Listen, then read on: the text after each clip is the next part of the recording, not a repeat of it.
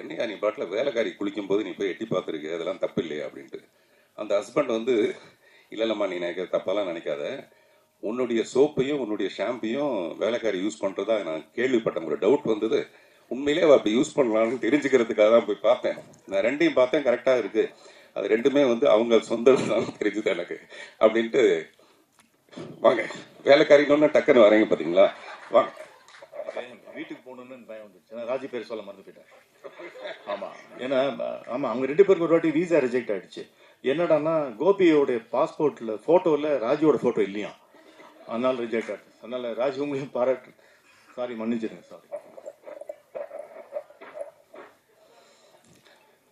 நான் வேலைக்காரின்னு ஒன்று டக்குன்னு இறங்கி வந்துட்டார், மேலே வந்துட்டாரு போல இருக்கு அப்படின்னு நினச்சேன் நான். இல்லை நீங்கள் நல்ல வேலைக்காரன், அதுக்காக ஷாம்புன்னு வேறு ஏதாவது வந்தது அப்படி நிறைய வரும்னு தெரியும் நமக்கு.